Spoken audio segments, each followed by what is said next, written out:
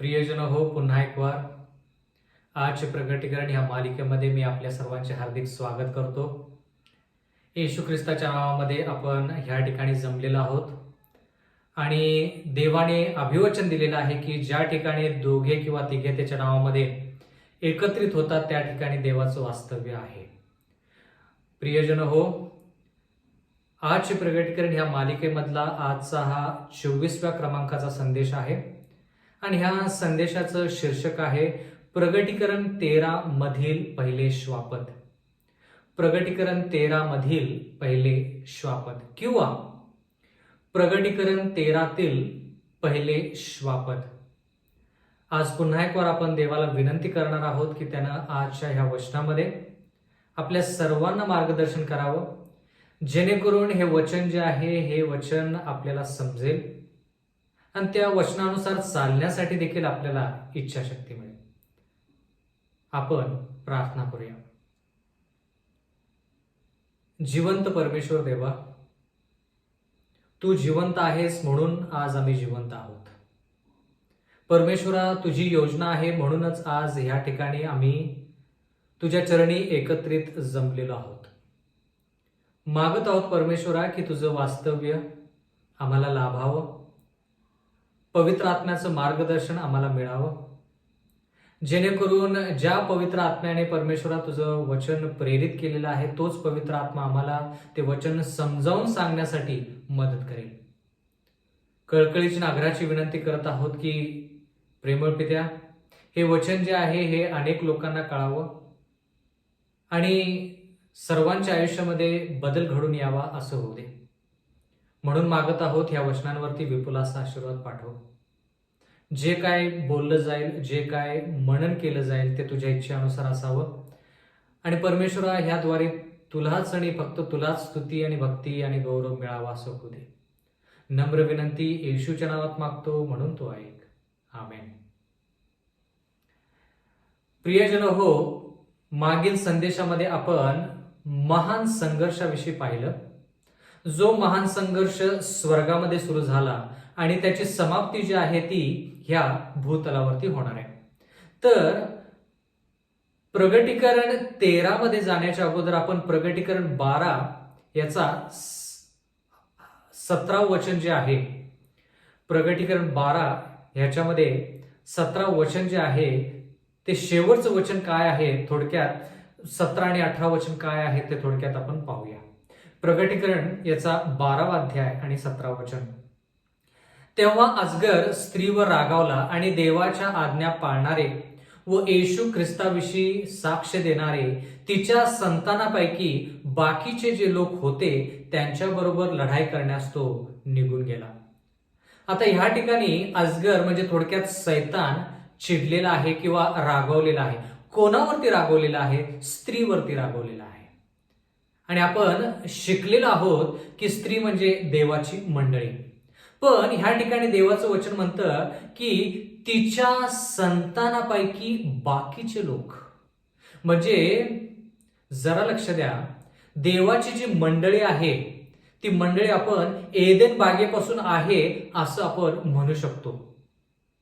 पण त्या मंडळीमध्ये जे लोक विश्वासू राहिले त्या विश्वासू लोकांपैकी बाकीचे म्हणजे शेवटचे उरलेले जे विश्वासू आहेत त्या विश्वासणाऱ्या लोकांपैकी जे उर्वरित आहेत किंवा जे शेवटचे आहेत किंवा जे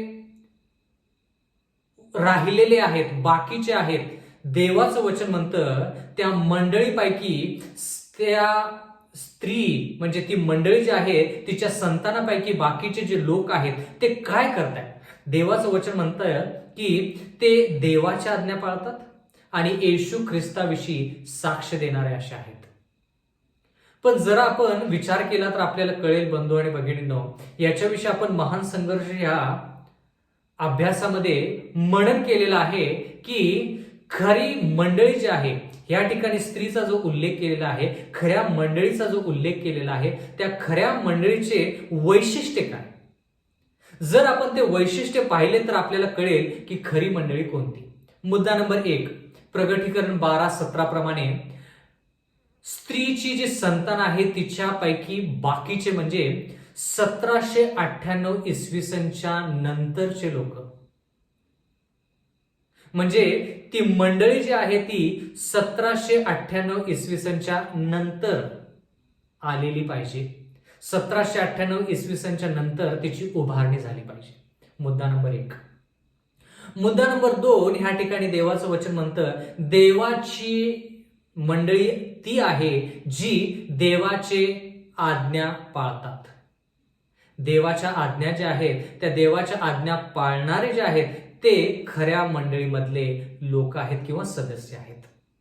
आता आपल्याला 10 आज्ञेविषयी माहित आहे आणि त्या 10 आज्ञा जे लोक पाळतात त्या लोकांना देवाच्या आज्ञा पाळणारे असं म्हटलेलं आहे.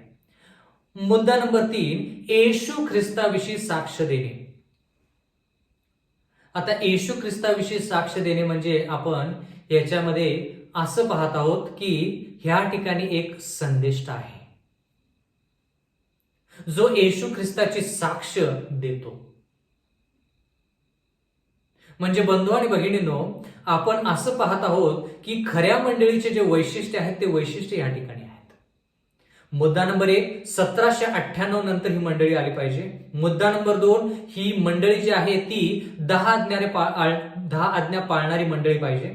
मुद्दा नंबर 3, ही मंडळी येशू ख्रिस्ताची साक्ष म्हणजे ह्या ठिकाणी संदेष्टा पाहिजे ह्या मंडळीमध्ये. आणि मुद्दा नंबर 4 म्हणजे ही मंडळी जी आहे ती शेवटची मंडळी आहे आणि ती 3 देवदूतांचा संदेश देते. जर तुम्हाला अशी मंडळी आढळली तर ती मंडळी देवाची मंडळी आहे असं आपण म्हणू शकतो. तर माझ्या अभ्यासानुसार प्रगटीकरणाचा 12वा अध्यायाचा आधार घेऊन जो अभ्यास आपण केलेला आहे त्याच्यावरून आपल्याला फक्त एकच खरी मंडळी दिसत आहे, ती म्हणजे सेव्हन्थ डे ऍडव्हेंटिस्ट मंडळी. ह्या ठिकाणी नाव जरी लिहिलं नसलं तरी देखील वैशिष्ट्य जे आहेत त्याच्यावरून आपल्याला कळतं की खरी मंडळी कोणती आणि खोटी मंडळी कोणती.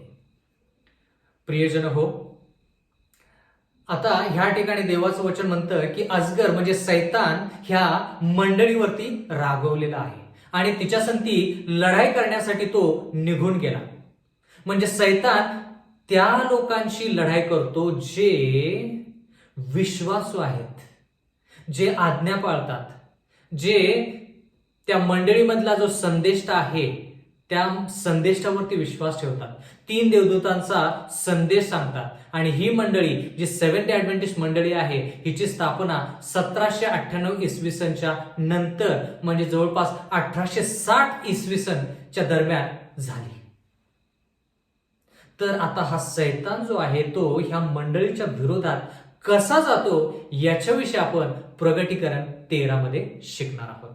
प्रगटीकरण याचा 13वा अध्याय आणि पहिलं वचन.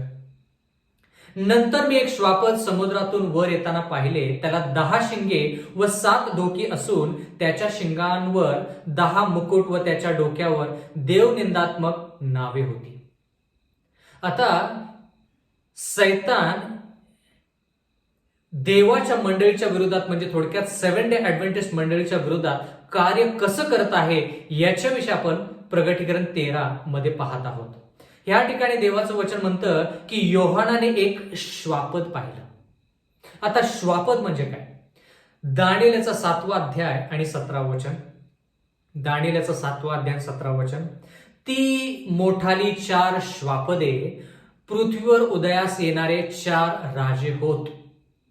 म्हणजे देवाचं वचन म्हणतं की श्वापद म्हणजे राजे, श्वापद म्हणजे राज्य, श्वापद म्हणजे एक देश. तर सैतान एका देशाचा वापर करून सेव्हन्थ डे ऍडव्हेंटिस्ट मंडळीच्या विरुद्ध कार्य करणार आहे किंवा कार्य करत आहे.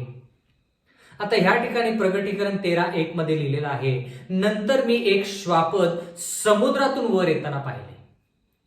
आता समुद्रातून वर येताना पाहिले, जर आपण याच्याविषयी पाहायचं तर प्रगटीकरण याचा 17वा अध्याय आणि जर 15 वचन जर पाहिलं तर त्या ठिकाणी जी कलावंतीन पाण्यामध्ये बसलेली आहे ते पाणी जे आहे ते लोक समुदाय, वेगवेगळ्या भाषा बोलणारे लोक ह्याला दर्शवतं. म्हणजे समुद्र ज्याच्यातून एक श्वापद बाहेर आलं, ते समुद्र म्हणजे जनसमुदाय किंवा लोक. ह्या लोकातून एक श्वापद बाहेर आलं म्हणजे ह्या लोकातून एक राष्ट्र निर्माण झालं.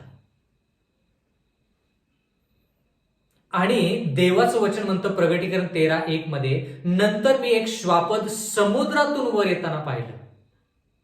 आता समुद्रातून वर येताना कधी श्वापद तुम्ही पाहिलेला आहे का? देवाचं वचन म्हणतं की हा दृष्टांत योहानाला मिळाला. आणि हे श्वापद म्हणजे एक देश.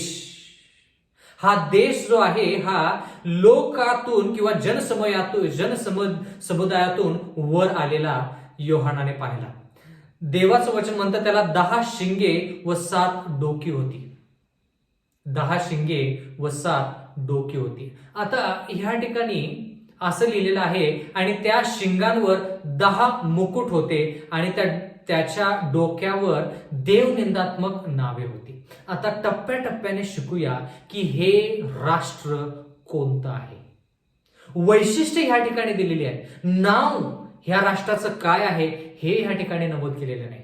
म्हणजे वैशिष्ट्य पाहायचं आणि राष्ट्र कोणतं आहे ते ओळखायचं. जसं वैशिष्ट्य पाहून आपण खरी मंडळी कोणती हे शोधून काढलं, तसं ह्या वैशिष्ट्य पाहून हे राष्ट्र कोणतं आहे ते आपण पाहूया. पण जर आपण विचार केला प्रगटीकरण 12व्या अध्यायामध्ये आणि विशेष करून 3रं वचन, ह्या ठिकाणी देवाचं वचन म्हणतं, स्वर्गात दुसरे एक चिन्ह दृष्टीस पडले ते हे, पहा एक मोठा अग्निवर्ण अजगर दिसला. त्याला 7 डोकी व 10 शिंगे होती आणि त्याच्या डोक्यांवर 7 मुकुट होते. तर ह्या ठिकाणी देवाचं वचन म्हणतं की प्रगटीकरण 12 मध्ये जे अग्निवर्ण अजगर आहे त्याला 7 डोकी आहेत आणि 10 शिंगे आहेत आणि त्याच्या डोक्यांवर मुकुट आहे. पण प्रगटीकरण 13 मध्ये असं लिहिलेलं आहे की त्याला 10 शिंगे आहेत आणि त्या 10 शिंगांवर मुकुट आहे. प्रगटीकरण 12 मध्ये देवाचं वचन म्हणतं की डोक्यांवरती मुकुट आहे आणि प्रगटीकरण 13 मध्ये लिहिलेलं आहे की शिंगांवरती मुकुट आहे. म्हणजे प्रत्येक गोष्ट ह्या ठिकाणी जी आपण शिकत आहोत ती महत्वाची आहे. पुढे अभ्यास करूया. प्रगटीकरणाचा 13वा अध्याय आणि 1लं वचन, नंतर मी एक श्वापद समुद्रातून वर येताना पाहिले. श्वापद म्हणजे एक राष्ट्र, समुद्रातून म्हणजे जनसमुदायातून वर येताना जे राष्ट्र वर आलं ते योहानानं पाहिलं. त्याला 10 शिंगे होती. आता शिंगे म्हणजे काय? दानिएल आणि प्रगटीकरणाचा अभ्यास करताना प्रत्येक शब्द महत्वाचा. आता ह्या श्वापदाला ह्या राष्ट्रामध्ये शिंगे आहेत. शिंगे म्हणजे काय? दानिएल याचा 7वा अध्याय आणि 24वा वचन. शिंगे म्हणजे काय? दानिएल 7:24. आता 10 शिंगांविषयी विचारशील तर त्या राज्यातून 10 राजे निघतील. आता शिंगे म्हणजे राष्ट्र किंवा राज्य किंवा राजे. तर बंधू आणि भगिनींनो, हे जे श्वापद आहे ह्या श्वापदाच्या साम्राज्यामध्ये वेगवेगळे राजे आहेत. जर आपण येशू ख्रिस्ताच्या काळाचा विचार केला तर त्या ठिकाणी हेरोद राजा होता, पण तो राजा जो होता तो पूर्ण रोमचा राजा नव्हता. विधर्मी रोमच्या काळामध्ये ज्यावेळेस येशू ख्रिस्त जन्माला आला त्यावेळेस हेरोद राजा जो होता तो राजा पूर्ण रोम साम्राज्याचा राजा नव्हता. तो साम्राज्यामध्ये, विधर्मी रोम साम्राज्यामध्ये एका ठिकाणचा राजा होता. तसे खूप राजे त्या रोमच्या साम्राज्यामध्ये होते. तसंच देवाचं वचन म्हणतं हे श्वापद प्रगटीकरण 13 मध्ये जे आहे ते श्वापद जे आहे किंवा ते राष्ट्र जे आहे त्या राष्ट्रामध्ये वेगवेगळे राजे आहेत. कळालं का? महत्वाचा मुद्दा आहे. पण शिंगे जे आहेत हे शिंगे राजांना दर्शवतात. म्हणजे देवाचं वचन म्हणतं 10 शिंगे ह्या राष्ट्रामध्ये आहेत. शिंगे म्हणजे राजे, म्हणजे थोडक्यात 10 राजे ह्या राष्ट्रामध्ये आहेत. बंधू आणि भगिनींनो, जर आपण सम्राट हा शब्द पाहिला आणि राजा हा शब्द पाहिला तर आपल्याला कळेल की सम्राट जो आहे तो राजांचा राजा असतो, म्हणून त्याला सम्राट म्हटलं जातं.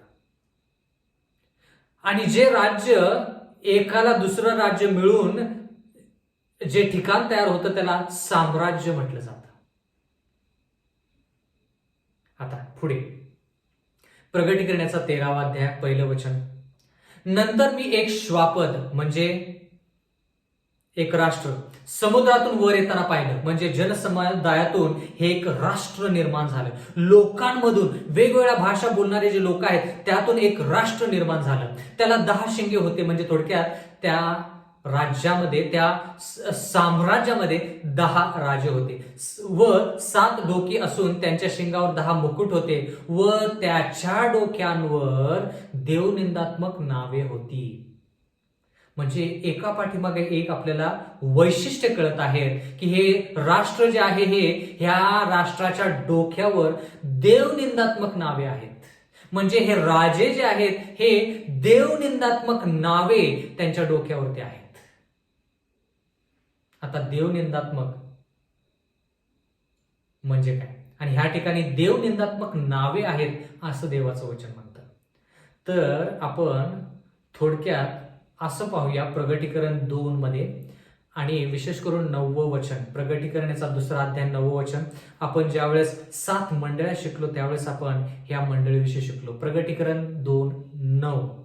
तुझे कृत्य, तुझे क्लेश व तुझे दारिद्र्य मला ठाऊक आहे, तरी तू धनवान आहेस. आणि जे यहुदी नसतानाही स्वतःला यहुदी म्हणतात. देवनिंदात्मक म्हणजे काय याच्याविषयी शिकत आहोत. जे यहुदी नसतानाही स्वतःला यहुदी म्हणवतात पण केवळ सैतानाची सभा आहे असे लोक जी निंदा करतात ती मला ठाऊक आहे. निंदा म्हणजे थोडक्यात जे लोक स्वतःला म्हणतात की ते देवाचे लोक आहेत पण ते देवाचे लोक नाहीत, देवाच्या उलट किंवा देवाच्या विरोधात जातात, त्यांना देवनिंदात्मक म्हटलेले आहे. परत एकदा प्रगटीकरण 2 याचा 9वं वचन वाचूया. तुझी कृत्य, तुझे क्लेश व तुझे दारिद्र्य मला ठाऊक आहे, तरी तू धनवान आहेस. आणि जे यहुदी नसतानाही स्वतःला यहुदी म्हणवतात पण केवळ सैतानाची सभा आहे असे लोक जी निंदा करतात ती मला ठाऊक आहेत. मग कोण लोक निंदा करतात? जे स्वतःला यहुदी म्हणतात पण ते यहुदी नाहीत, त्या लोकांना देवनिंदात्मक म्हटलेले आहे. ते लोक देवाची निंदा करतात. म्हणजे थोडक्यात आपण म्हणायचं की आपण ख्रिस्ती आहोत पण ख्रिस्ताच्या विरोधात काम करायचं, त्याला म्हणायचं देवाला निंदा आणणारं कार्य किंवा काम करणे, त्याला म्हणायचं देवनिंदात्मक. तर बंधू आणि भगिनींनो, हे जे राष्ट्र जे ह्या जनसमुदायातून वर येतं किंवा लोकातून वर येतं, त्या साम्राज्यामध्ये, त्या राष्ट्रामध्ये 10 राजे आहेत आणि त्या सर्वांच्या डोक्यावर काय नाव आहे? देवनिंदात्मक. म्हणजे थोडक्यात काय, हे राष्ट्र किंवा हे राजे स्वतःला यहुदी किंवा ख्रिस्ताचे असे समजतात पण ते ख्रिस्ताचे नाहीत. म्हणजे थोडक्यात ते म्हणतात की आम्ही येशू ख्रिस्ताच्या बाजूने आहे पण ते उलट काम करतात. म्हणजे उलट ते येशू ख्रिस्ताच्या विरोधातच आहेत. त्याला म्हणायचं निंदात्मक, देव निंदात्मक नावे. बंधू आणि भगिनींनो, जर आपण देवनिंदात्मक याच्यावरती आणखी थोडा विचार केला तर ह्या ठिकाणी योहानेचा 10वा अध्याय आणि 33वा वचन वाचूया. योहान 10:33. कारण की हे श्वापद, हे राष्ट्र काय आहे हे आपण ओळखलेच पाहिजे. कारण की हे राष्ट्र जे आहे हे जनसमुदायातून वर येतं, लोक समुदायातून वर येतं. म्हणजे थोडक्यात हे राजकीय राष्ट्र, राष्ट्र म्हणजे राजकीय, ह्याच्यामध्ये राजे आहेत. म्हणजे हे राष्ट्र राजकीय आहे पण देवनिंदात्मक आहे. म्हणजे काय? म्हणजे हे राष्ट्र राजकीय पण आहे आणि आध्यात्मिक पण आहे. राष्ट्रीय किंवा राजकीय का? कारण की ह्याच्यामध्ये राजे आहेत. आध्यात्मिक का? कारण की हे देवाच्या विरुद्ध कार्य करतं, म्हणून हे आध्यात्मिक पण आहे. म्हणून जरा लक्ष द्या, असं कोणतं राष्ट्र असा कोणता देश तुम्हाला माहित आहे का जो राजकीय पण आहे आणि आध्यात्मिक पण आहे? जो राजकीय पण आहे पण देवाच्या विरोधात आध्यात्मिकरित्या कार्य पण करतो? योहानेचा 10वा अध्याय 33वा वचन. यहुद्यांनी त्याला उत्तर दिले, चांगल्या कृत्यासाठी आम्ही तुम्हाला धोंडमार करत नाही, तर दुर्भाषणासाठी, कारण तुम्ही मानव असून स्वतःला देव म्हणवता. तर ह्या ठिकाणी योहान 10:33 मध्ये ह्या ठिकाणी एक फार महत्वाची घटना घडत आहे आणि ते यहुदी लोक धोंडमार करत आहेत.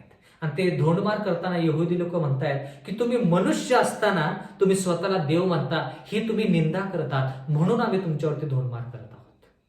म्हणजे निंदा करणे म्हणजे काय? निंदा करणे म्हणजे काय? जे लोक किंवा दुर्भाषण करणे म्हणजे काय? जे लोक मानव असताना स्वतःला देव म्हणतात त्या लोकांना निंदा करणारे देव म्हणतात, निंदा करणारे लोक म्हटलं जातं. जे लोक मानव असून देवाची जागा घेतात आणि म्हणतात आम्ही देव आहोत, त्या लोकांना देवनिंदात्मक म्हटलं जातं किंवा दुर्भाषण करणारा असं म्हटलं जातं. कोणतं असं राष्ट्र तुम्हाला माहित आहे का? राजकीय, आध्यात्मिक म्हणजे देवाच्या विरुद्ध जाणारं, देवनिंदात्मक जे देवाच्या विरोधात कार्य करतं आणि देवाचं वचन म्हणतं की ते राष्ट्र कसं आहे? देवाच्या विरुद्ध कार्य करणारा असं राष्ट्र आहे. बंधू आणि भगिनींनो, जर आपण ह्या वैशिष्ट्यांचा विचार केला तर एकच राष्ट्र आपल्यासमोर उभा राहतं आणि ते म्हणजे आध्यात्मिक रोम किंवा पोपची सत्ता किंवा रोमन कॅथलिक मंडळी. रोमन कॅथलिक मंडळी ह्या मंडळीचा जर विचार केला तर रोम ह्या देशाचा जर आपण विचार केला तर त्या ठिकाणी आपल्याला पोपची सत्ता दिसून येते. म्हणजे तो राजकीय पण आहे कारण की त्याची सत्ता आहे त्या ठिकाणी, आध्यात्मिक पण आहे कारण की का तो स्वतःला ख्रिस्ती म्हणतो, पण देवनिंदात्मक म्हणजे तो देव नसून, म्हणजे तो मानव असून देखील देवाच्या स्थानावरती बसलेला आहे. म्हणजे तो लोकांना म्हणतो की तुम्ही माझ्याकडे या, मी तुम्हाला पाप क्षमा करेन. तो स्वतःला देवाचा प्रतिनिधी असं म्हणतो आणि म्हणून तो देवाच्या ठिकाणी देवाच्या आसनावरती बसतो. म्हणून हे जे वैशिष्ट्य आपण पाहत आहोत ह्याच्यावरून आपल्याला फक्त एकच निष्कर्ष काढता येतो आणि ते म्हणजे हे राष्ट्र जे आहे ते रोमन कॅथलिक मंडळीला दर्शवतं. कोणतंच तुम्हाला राष्ट्र असं दिसणार नाही जे राजकीय पण आहे, आध्यात्मिक पण आहे आणि देवाची जागा घेतं. म्हणजे मानव असून देवाच्या जागेवरती मी देव आहे म्हणून बसणारं एकच राष्ट्र म्हणजे ते रोमन कॅथलिक. बंधू आणि भगिनींनो, महत्वाची वचनं आहेत आणि ही वचनं शिकणं अत्यंत गरजेचं आहे. आता ह्या ठिकाणी प्रगटीकरणाचा 13वा अध्याय आणि 2रं वचन वाचूया. प्रगटीकरण 13:2. जे श्वापद मी पाहिले ते चित्त्यासारखे होते. श्वापद म्हणजे काय? राष्ट्र. जे राष्ट्र योहानाने पाहिले ते चित्त्यासारखे होते. म्हणजे त्या राष्ट्राचं ते श्वापद जे आहे त्या श्वापदाचं शरीर जे आहे ते चित्त्यासारखं होते. त्याचे पाय अस्वलाच्या पायासारखे होते. त्याचे तोंड सिंहाच्या तोंडासारखे होते. त्याला अजगराने आपली शक्ती, आपले आसन व मोठा अधिकार दिला. आता जरा लक्ष द्या. असं कधी श्वापद किंवा असा कधी प्राणी तुम्ही पाहिलेला आहे का की शरीर चित्त्यासारखं आहे, पाय अस्वलासारखे आहेत, तोंड सिंहासारखं आहे? मी तर अशा प्रकारचा प्राणी आतापर्यंत पाहिलेला नाही. म्हणून हा जो दृष्टांत आहे ह्या दृष्टांतामध्ये योहानाने वेगवेगळ्या गोष्टी पाहिल्या पण त्याचा अर्थ बरोबर लागला पाहिजे. अर्थ आपण शोधून व्यवस्थित काढला पाहिजे. आता ह्या ठिकाणी श्वापद शब्द वापरलाय. श्वापद म्हणजे राष्ट्र. कुठून वर आलं? समुद्रातून वर आलं. समुद्र म्हणजे पाणी. पाणी म्हणजे कोण? जनसमुदाय, लोकसमुदाय, निरनिराळ्या भाषा बोलणारे लोक. म्हणजे ह्या जगातून हे राष्ट्र वर आलं. आता एवढंच नाही तर ह्याचं जे शरीर आहे ते चित्त्यासारखं आहे. आता बंधू आणि भगिनींनो, चित्ता अस्वल, सिंह ह्या 3 गोष्टी आपण कुठे शिकलो? आठवतं का तुम्हाला? दानिएलचा 7वा अध्याय. त्या ठिकाणी दानिएलच्या 7व्या अध्यायामध्ये दानिएलाने दृष्टांत पाहिला आणि त्या ठिकाणी त्यानं 4 श्वापदे पाहिली. पहिलं श्वापद सिंहासारखं होतं आणि तो सिंह बाबेल ह्या राष्ट्राला दर्शवतो. मग त्यानं अस्वल पाहिलं, ते अस्वल मेदी पार्शीला दर्शवतं किंवा वर्णन करतं. आणि तिसरं राष्ट्र म्हणजे चित्त्यासारखं होतं, ते ग्रीसचं राज्य. आणि त्याच्यानंतर विक्राळ व भयंकर असं 4थं श्वापद दानिएलानं पाहिलं. तेच श्वापद जे आहेत, तेच प्राणी जे आहेत त्यांच्याविषयी प्रगटीकरण 13 मध्ये नमूद केलेलं आहे. पण ह्या ठिकाणी एकच श्वापदामध्ये ह्या 4 गोष्टी आलेल्या आहेत. पण दानिएलचा ज्यावेळेस आपण अभ्यास केला, दानिएलचा 7वा अध्याय, त्यावेळेस सिंह वेगळा होता, अस्वल वेगळं होतं, चित्ता वेगळा होता. पण ह्या ठिकाणी त्या 3 गोष्टी एका प्राण्यामध्ये म्हणजे एका राष्ट्रामध्ये. जरा लक्ष द्या. ज्यावेळेस आपण बाबेलचा विचार करतो, कारण की हे राष्ट्र जे आहे, हे या राष्ट्राचं जे तोंड आहे ते सिंहासारखं आहे असं देवाचं वचन म्हणतं. म्हणजे तोंडाने व्यक्ती काय करतो? बोलतो. तोंडाने व्यक्ती काय करतो? नियम लोकांना सांगतो, आज्ञा करतो. म्हणजे थोडक्यात बाबेलचा ज्यावेळेस आपण विचार करतो, दानिएलच्या पुस्तकामध्ये ज्यावेळेस आपण बाबेलचा विचार केला, त्यावेळेस बाबेल मध्ये नबुकदनेझर राजा आणि त्याचे जे वंशज होते ते मूर्तीपूजक होते.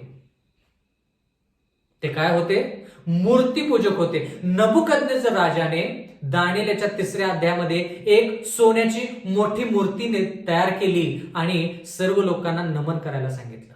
जर तुम्हाला आठवत असेल तर पहा.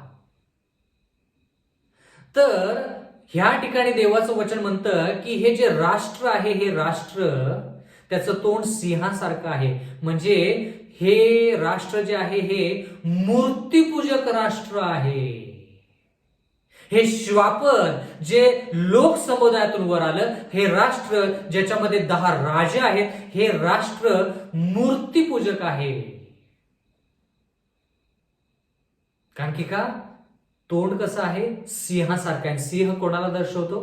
बाबेलला दर्शवतो. आणि बाबेलमध्ये मूर्तीपूजा होते, म्हणून हे राष्ट्र मूर्तीपूजक आहे. म्हणजे रोमन कॅथलिक मंडळीचा जर विचार केला तर तुम्हाला त्या ठिकाणी येशू ख्रिस्ताची मूर्ती पाहायला मिळेल, त्या ठिकाणी तुम्हाला त्याची आई मरियमची मूर्ती पाहायला मिळेल, त्या ठिकाणी संत पेत्र त्याची मूर्ती पाहायला मिळेल. मूर्तीपूजक रोम, आध्यात्मिक रोम. प्रगटीकरणाचा 13वा अध्याय 2रं वचन परत एकदा. जे श्वापद मी पाहिले ते चित्त्यासारखे होते, त्याचे पाय अस्वलासारखे होते व त्याचे तोंड सिंहाच्या तोंडासारखे होते. आता सिंहाच्या तोंडासारखे तोंड म्हणजे बाबेल, म्हणजे मूर्ती पूजा त्या ठिकाणी होते, हे आपण जाणून घेतलं. आता पुढे आपण जाऊया आणि पाहूया की हे जे राष्ट्र आहे हे त्याचे पाय जे आहेत किंवा त्या प्राण्याचे पाय जे आहेत ते अस्वलासारखे आहेत. अस्वल म्हटलं की दानिएल 7 मध्ये आपल्याला हे कळतं की अस्वल कोणाला दर्शवतं? मेदी पार्शी या राष्ट्राला दर्शवतं. आठवतं का? दानिएल याचा 6वा अध्याय ज्यावेळेस आपण शिकलो त्यावेळेस दानिएलाला सिंहाच्या गुहेमध्ये टाकलं आणि त्यावेळेस कोणाचं राज्य होतं? मेदी पार्शीचं राज्य होतं.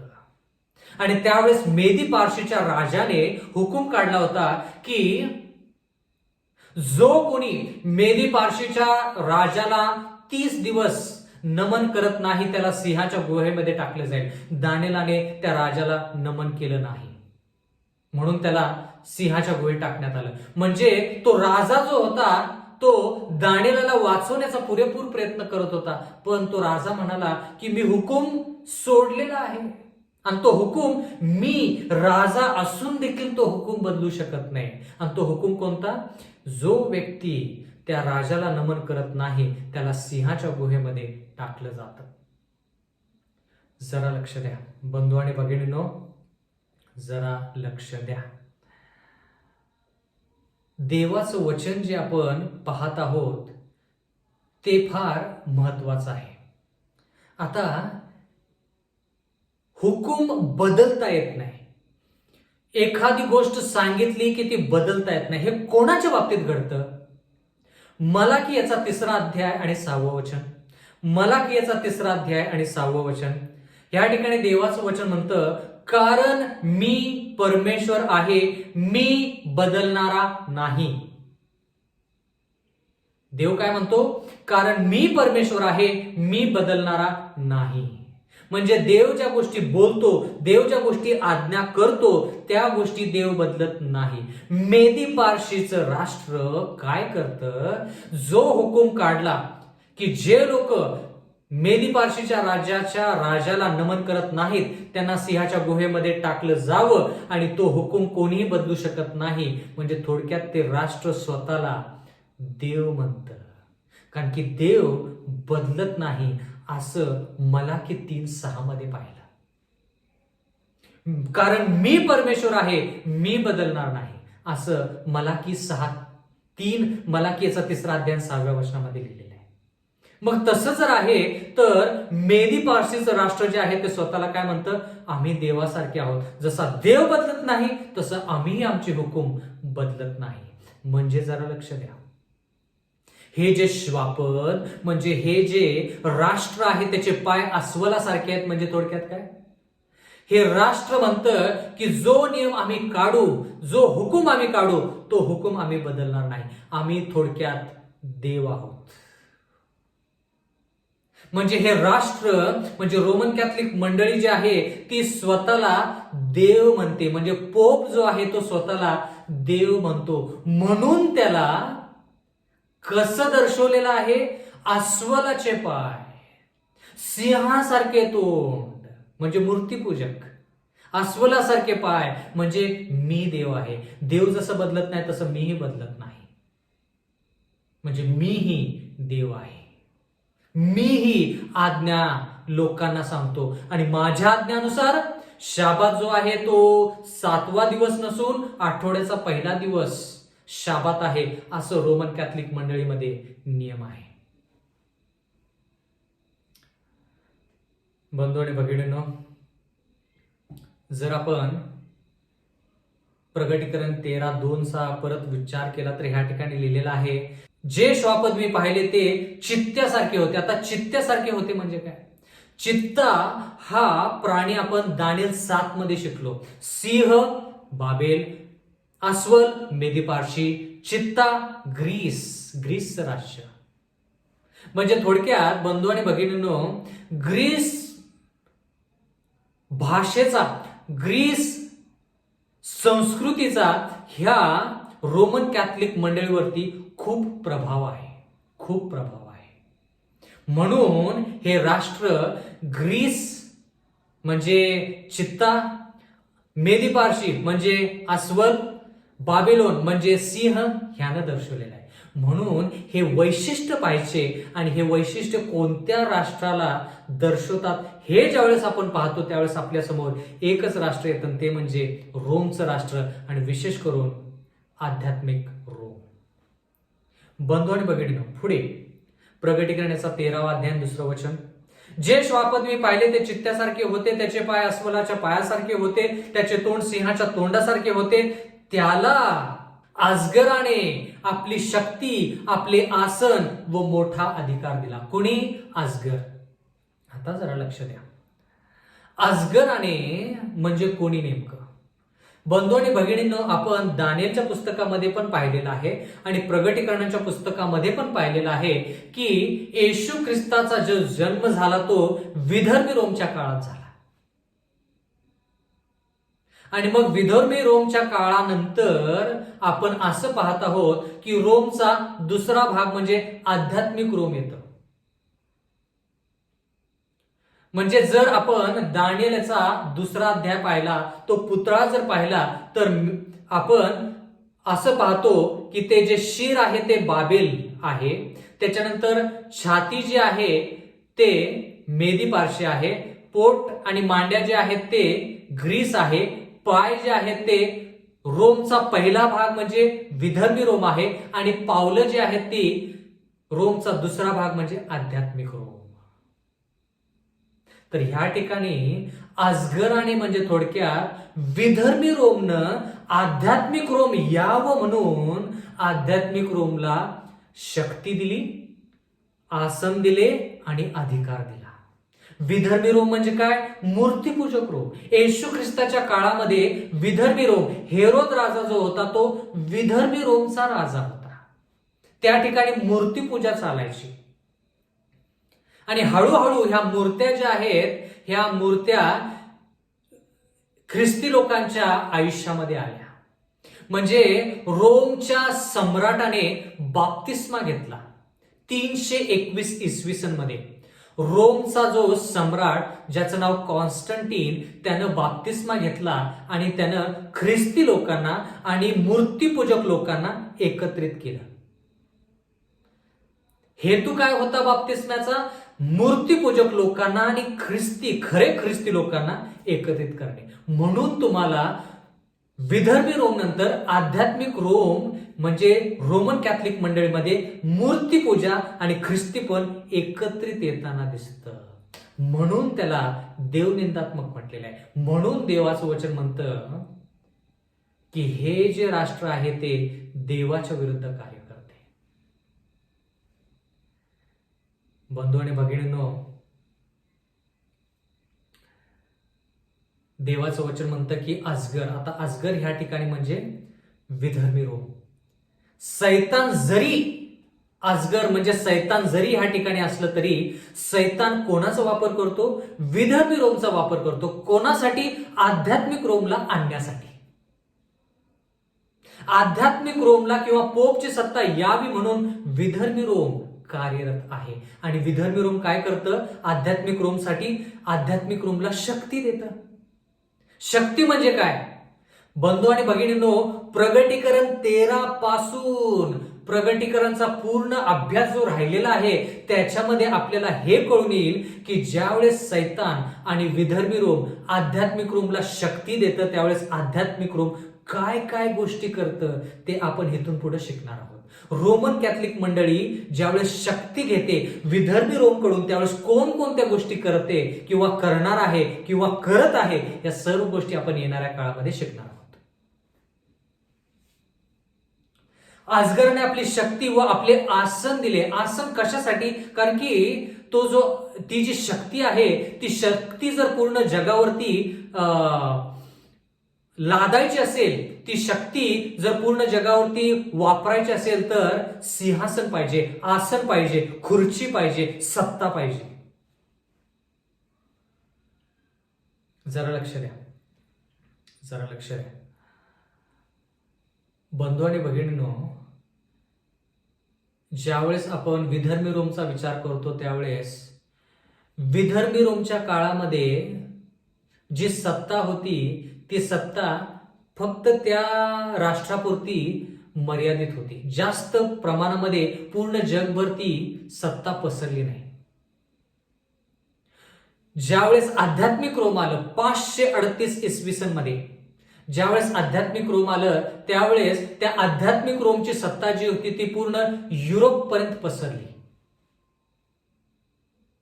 पण ज्यावेळेस आता रोमन कॅथलिक मंडळी जी आहे तिची सत्ता, तिची जी शक्ती आहे, तिचा जो बोलबाला आहे तो पूर्ण जगापर्यंत पोहोचलेला आहे.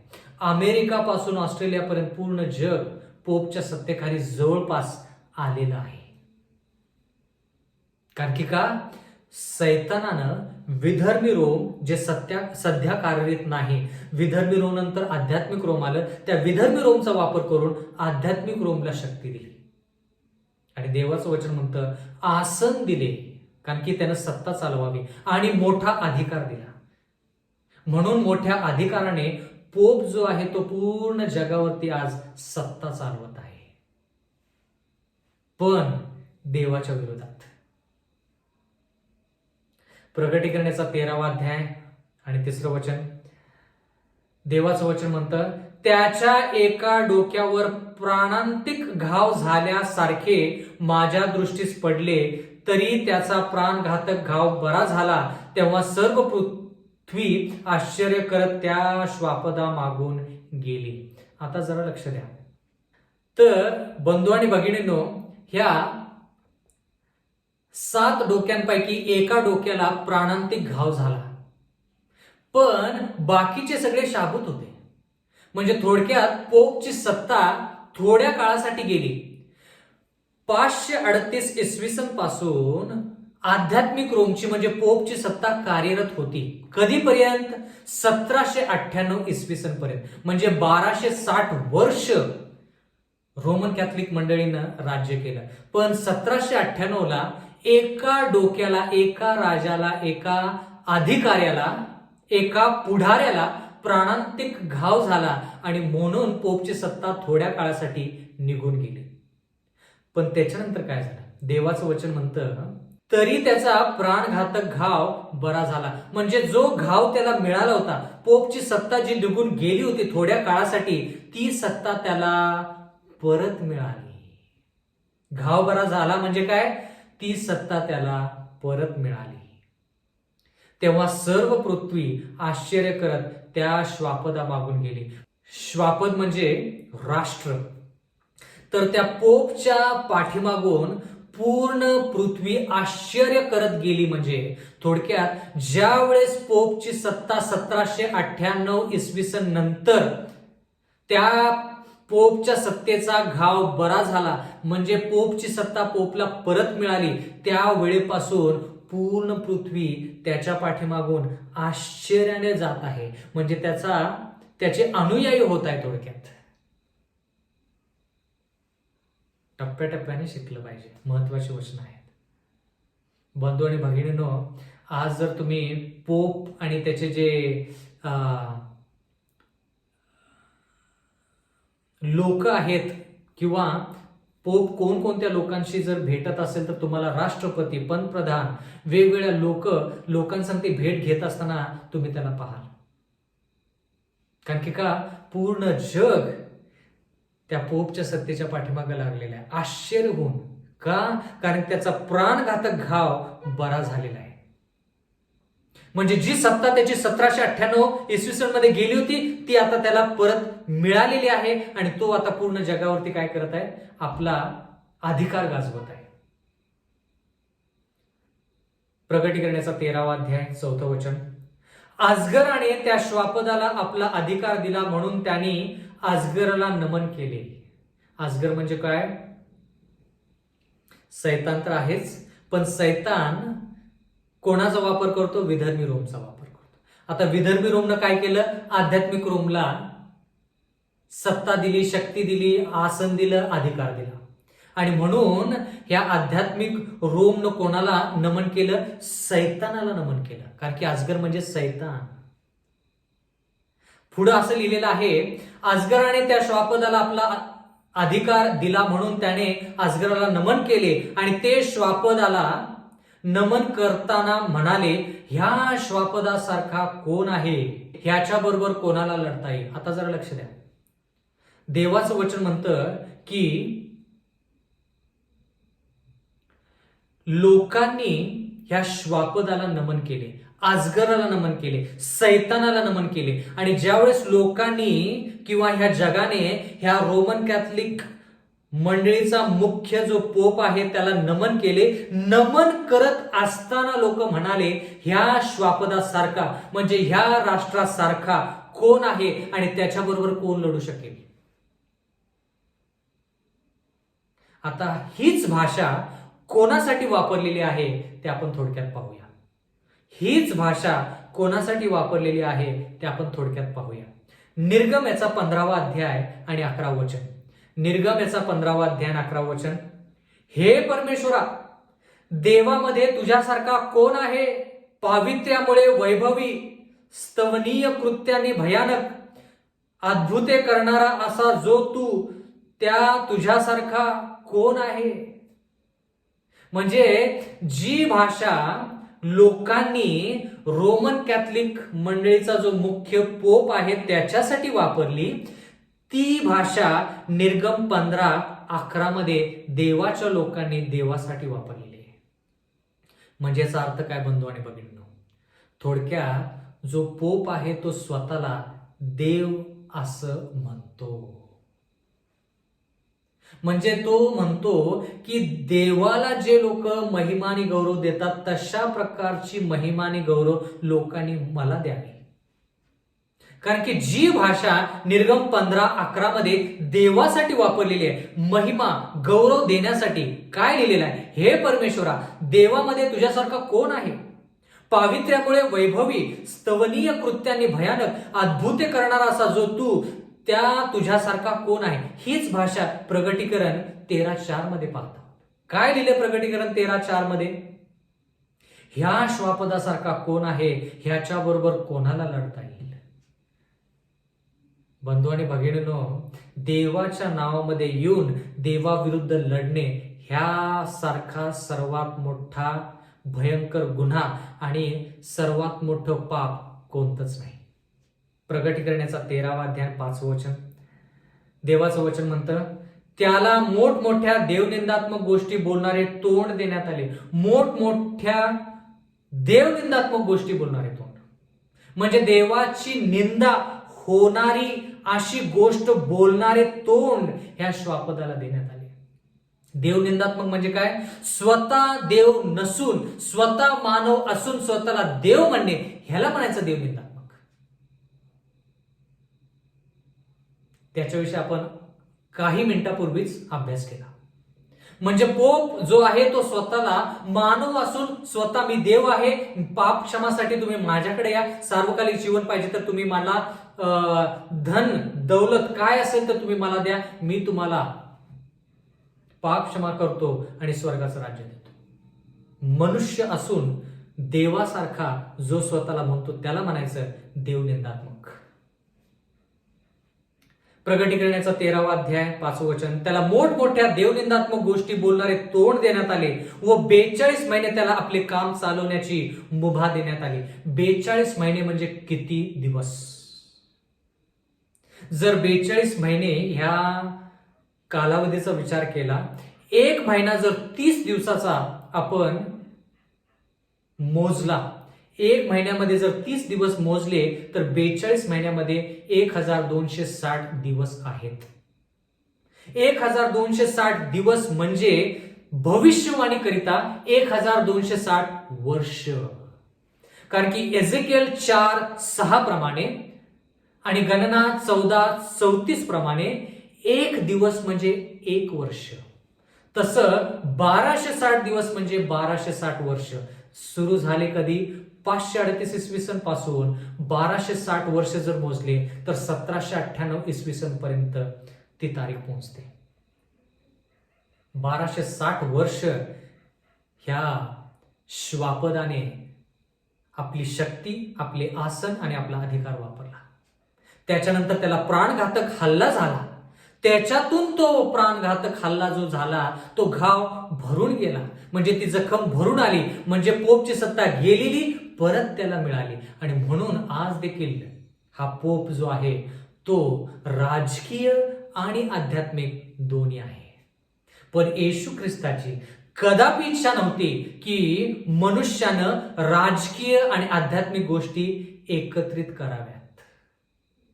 देवाची किंवा येशू ख्रिस्ताची कधीच इच्छा नव्हती. म्हणून येशू ख्रिस्त म्हणाला, जे देवाचं आहे ते देवाला द्या, जे कैसराचं आहे ते कैसराला द्या. कैसर राजकीय, देव आध्यात्मिक. पण पोप काय म्हणतो? देव जसा राजकीय आणि आध्यात्मिक एकत्र आहे, म्हणजे काय, एक पवित्र राष्ट्र आहे, तसं मीही पवित्र आणि राष्ट्र एकत्र करेन, म्हणजे आध्यात्मिक आणि राष्ट्र एकत्र करेन. तेच आपण दानिएल 2 मध्ये शिकलो. लोखंड आणि माती. लोखंड म्हणजे धातू, धातू म्हणजे राष्ट्र, माती म्हणजे लोक किंवा आध्यात्मिक जनसमुदाय. राष्ट्र आणि आध्यात्मिक एकत्रित येतं त्यावेळेस पावलं म्हणजे लोखंड आणि माती त्या ठिकाणी तुम्हाला दानिएल 2 मध्ये पाहायला मिळेल. प्रगटीकरणाचा 13वा अध्याय 6वं वचन, त्याने देवाविरुद्ध निंदा करण्यास, अर्थात त्याचे नाव व त्याचा मंडप म्हणजे स्वर्ग निवासी लोक यांची निंदा करण्यास तोंड सोडले.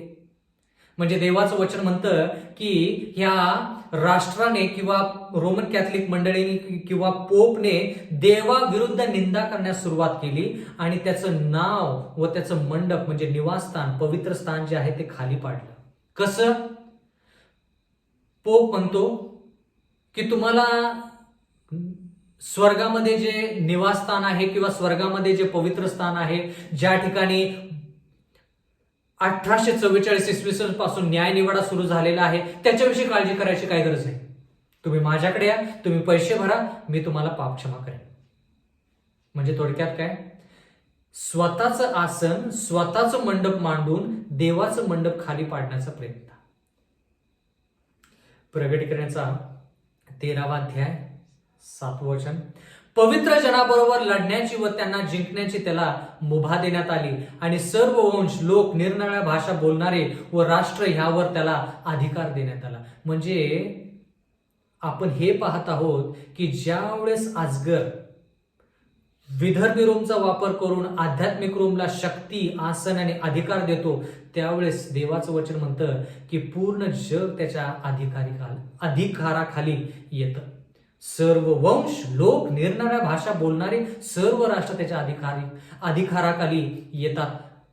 थोडके वगळले तर, थोडके लोक वगळतात, बाकी सर्व लोक त्याच्या अधिकाराखाली येतात. कारण की का? ते थोडके कोण आहेत? स्त्रीची बाकीची संतान. स्त्रीची जे संतान आहे, जे बाकीचे आहेत, प्रगटीकरण 12:17 मध्ये जे देवाची आज्ञा पाळतात, येशू ख्रिस्ताची साक्ष देतात, सेव्हन्थ डे ॲडव्हेंटिस्ट मंडळीमधले जे लोक आहेत, जे खऱ्या अर्थानं सेव्हन्थ डे ॲडव्हेंटिस्ट आहेत, ते लोक ह्या राष्ट्राच्या अधिकाराखाली येत नाहीत. प्रगटीकरणाचा 13वा अध्याय 8वं वचन. ज्या कोणाची नावे जगाच्या स्थापनेपासून वधलेल्या कोकऱ्या जवळील जीवनाच्या पुस्तकात लिहिलेली नाहीत, असे पृथ्वीवर राहणारे सर्वजण त्या श्वापदाला नमन करतील. म्हणजे ज्या लोकांना येशू ख्रिस्ताविषयी ओढ नाही, जे लोक येशू ख्रिस्ताच्या पाठीमागं सर्वस्व देऊन, सर्व समर्पित करून पाठीमागं लागलेले नाहीत, देवाचं वचन म्हणतं ते नक्कीच रोमला नमन करतील. रोमला नमन करतील. प्रगटीकरणाचा 13वा अध्याय 9वं वचन. ज्याला कान आहेत तो ऐको. हेच शब्द आपण कुठे वाचलेत आठवतं का? ज्यावेळेस आपण 7 मंडळाविषयी शिकलो, त्यावेळेस प्रत्येक वेळेस आपण म्हणालो ज्याला कान आहेत तो ऐको. आत्मा मंडळांना काय सांगतो? ज्याला कान आहेत तो ऐको. म्हणजे ह्या ठिकाणी देवाची इच्छा आहे की सेव्हन्थ डे ॲडव्हेंटिस्ट मंडळीनं ह्या गोष्टी ऐकून घेऊन समजून घ्याव्यात. कारण की त्या ठिकाणी हेच वाक्य कोणासाठी वापरलेले आहे? मंडळांसाठी वापरलेले आहे. पूर्ण जगासाठी ही सुवार्थ आहे, हे सत्य आहे, पण विशेष करून सेव्हन्थ डे ॲडव्हेंटिस्ट मंडळीनं ह्या गोष्टी नक्कीच जाणून घेतल्या पाहिजेत.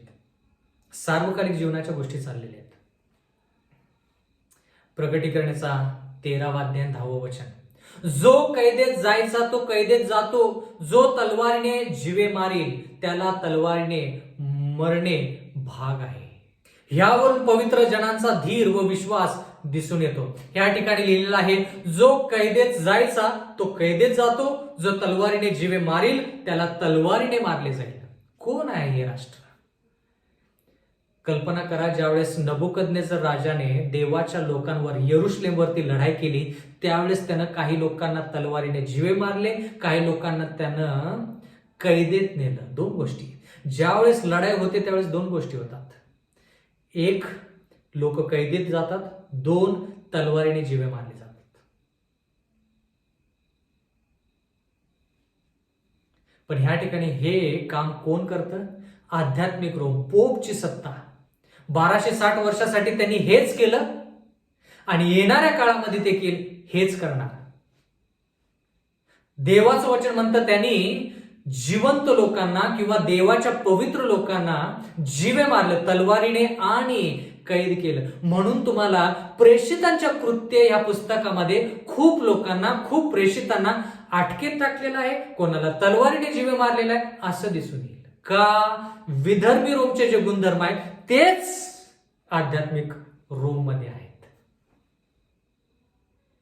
देवाच्या विरुद्ध लढाई करणे, पवित्र जनाच्या विरुद्ध लढाई करणे म्हणजे लोकांना कैद करणे किंवा तलवारीने जीवे मारणे.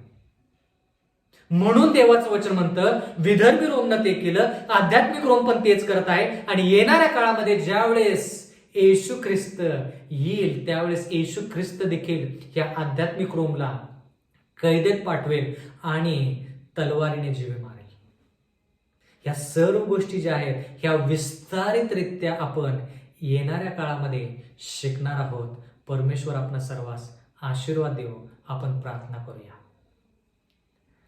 स्वर्गातील जिवंत परमेश्वर देवा, उपकार मानतो आजच्या या वचनाबद्दल.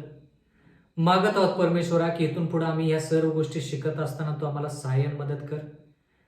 पवित्र आत्म्याने आम्हाला तू भर. आणि परमेश्वरा, प्रत्येक गोष्ट जी आमच्या आध्यात्मिक जीवनासाठी, आमच्या सार्वकालिक जीवनासाठी गरजेची आहे ते आम्हाला समजून घेण्यासाठी लीन आणि नम्र अंतःकरण दे परमेश्वरा.